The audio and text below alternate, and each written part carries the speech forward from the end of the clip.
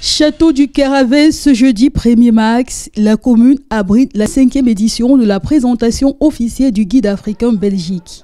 L'événement, à l'unanimité, réunit les grands acteurs culturels, économiques, sociaux et politiques de la diaspora.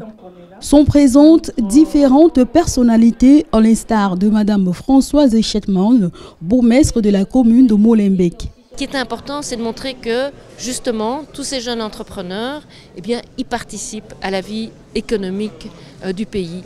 Aujourd'hui, ils sont des modèles et j'espère que, justement, ils vont inspirer, qu'ils vont susciter d'autres vocations.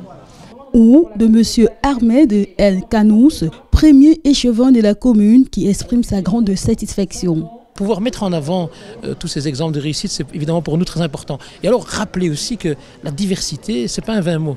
Pour nous, c'est un atout, c'est une richesse.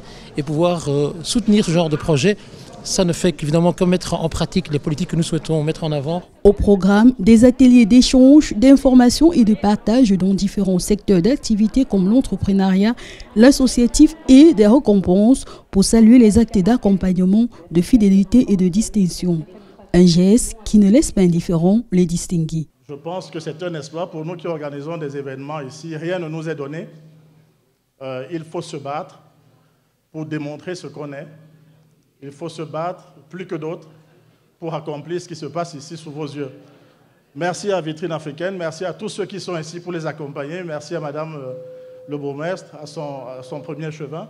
Une victoire, elle est toujours collective, une innovation aussi. C'est pas évident d'être une première dans l'histoire de porter une aussi grande responsabilité. Mais chaque jour, ce que nous faisons apporte une pierre à l'édifice général. La cérémonie de présentation du guide africain permet surtout de marquer un temps d'arrêt consacré au bilan et d'envisager les perspectives d'avenir. Nous avons pensé que pour ces 5 années de travail, de dur labeur, pour référencer chaque jour des personnes qui travaillent sur le terrain pour apporter une plus-value, pour participer à l'économie de notre pays qui est la Belgique, parce que même si nous sommes d'horizons divers de l'Afrique et de la diversité, nous vivons en Belgique et c'était aussi un clin d'œil que de montrer que voilà, au sein de cette population, on a des personnes qui travaillent.